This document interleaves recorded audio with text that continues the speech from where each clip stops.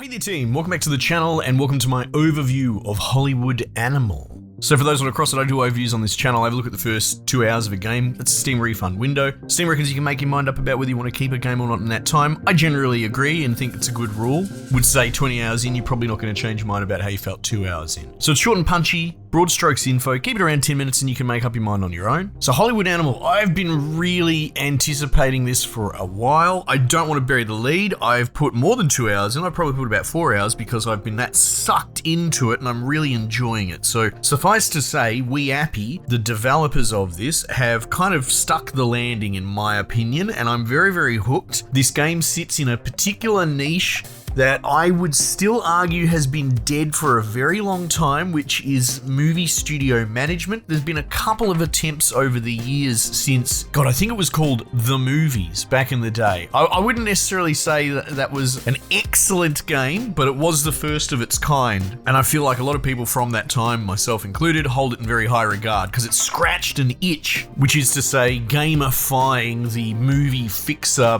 back end type running of a studio, less about being in front of the actual camera. Anyway, this is really good. I really like it. If you sit in that similar sort of bracket where you've been looking for that itch ever since the movies and nothing's managed to quite do it, I really think Hollywood Animal nails it. And at first I was a bit skeptical. So We Appy have done the This Is the Police games previously.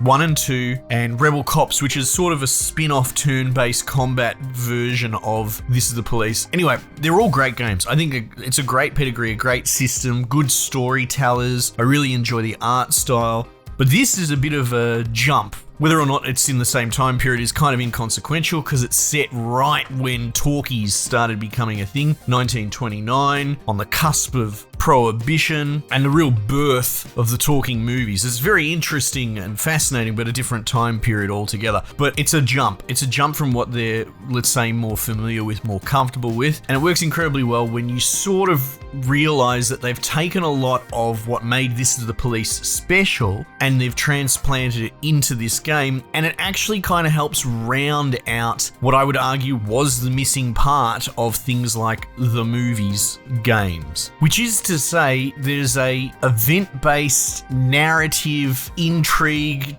come choose your own adventure, little mini scenario stuff littered throughout it, which is very much how This Is the Police would play out. If you don't know that game, you should check it out. I still think it holds up and it's quite excellent, where you run essentially a police watch as the outgoing police chief. And so the gameplay is really interesting in timetabling and managing the police end, but the narrative storytelling breadcrumbs that are present there are kind of present here, which is to say you'll send police out to a scene and it will essentially give you little dialogue insert screens, and it's just so varied and interesting and unusual, and you have to make decisions on the fly. So much of that is in this game, on top of managing in quite anal detail all the moving parts of a movie studio. It's quite a lot to take on. A lot of balancing plates, making the numbers go up. The feedback loop is really good once you get into it. So they're sort of the broad main components. Let's strip it back a little bit. Much like the movies, you're running an entire production studio. I think you've just saved it from the brink of bankruptcy. The game tutorial handholds you through a few things at the beginning, but ultimately you are running the production cradle to grave of the inception of a movie, from script writing all the way to release in cinema. So there's long form investment. You need to keep as many things in the tube as possible and keep the plates spinning. And a big part of the antagonistic component of all the challenge, apart from balancing your pocketbook and trying to generally level up your studio, whether it's assets and infrastructure, all the way through to the quality of the actors that you have on the book.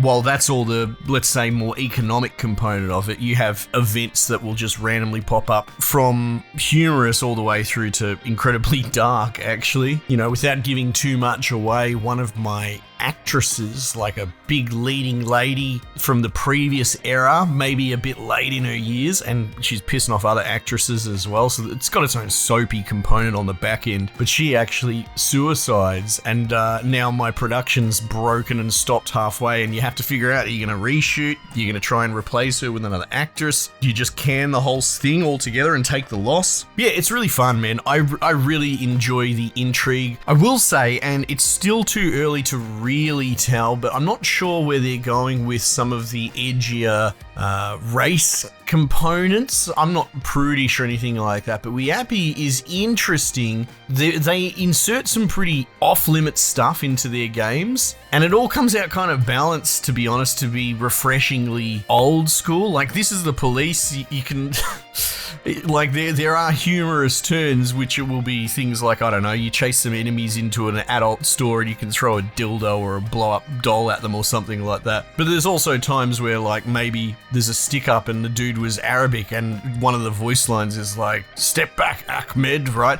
Like, they put edgy stuff in, so it's hard to really get a read. But also on the other end of it, like, one of the first things you do in This Is the Police is a dictate from City Hall to fire all black police officers that you have on payroll because there are sort of race riots going on in the city. So it's not really making a statement either way. It's more just slice of life in a kind of horrible political way. And, you know, most sensible people are probably going to go, why would I do that? If only because it's going to gut your police unit and really screw you up.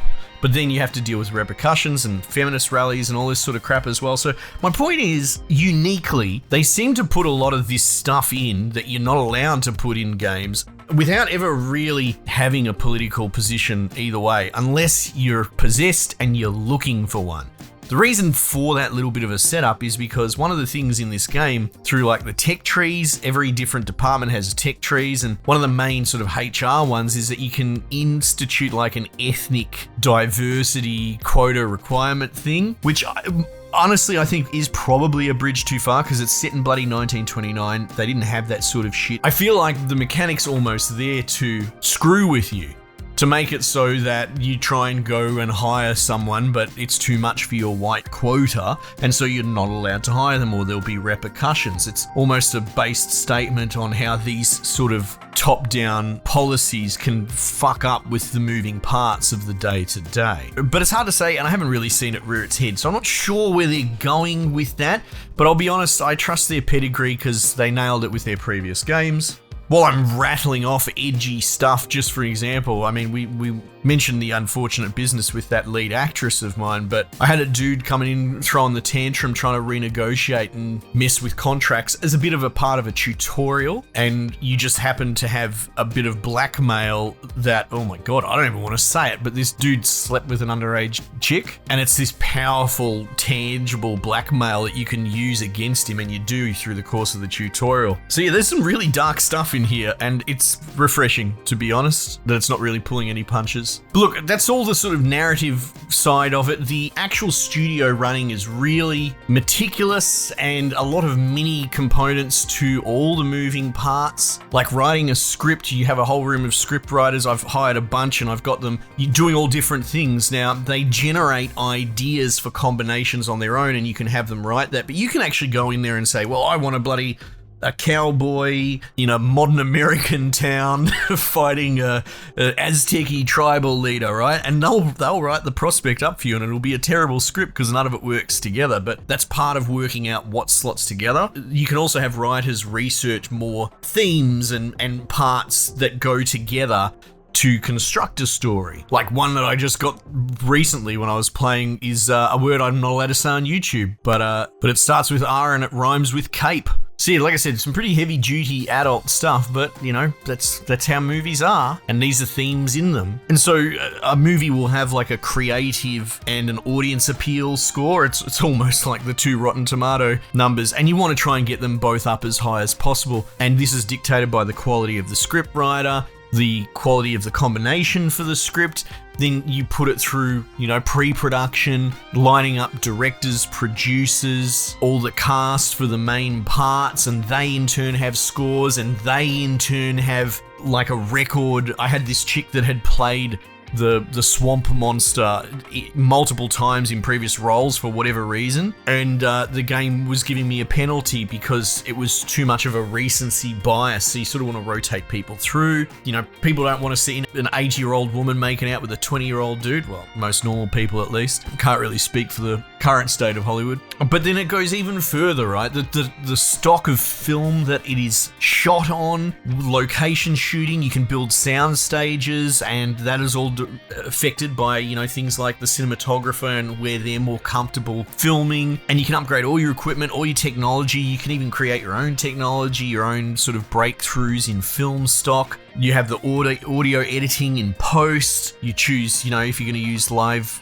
orchestras, or you can even have your own in-house one, all the way through to the release window, trying to line up, you know, romantic movies with Valentine's Day. You have your own theater outlets that you can run on for free, but you can also buy more theaters. You can rent out other opposition theaters. You run ad campaigns up to a month ahead. You pick the little poster, it's randomly generated, it's in the art style of Weappy's previous stuff. Everything about this is really fun. But again, it does sort of get into that territory of spreadsheet simulator, almost mixing with, you know, a Madden or a FIFA type thing, because you have these skill point actors that you want on your payroll, you negotiate contracts, and that's all fairly fluid. Like, I've built a services center and I've got fairly low entry level healthcare that I have to pay for no matter what, as long as the policy exists, but I can sign people onto it as a bit of a sweetener for a deal. And look, I understand some people are going to roll their eyes and go, this sounds boring as anything, but others are going to sweat it and love it, and I sit in the latter.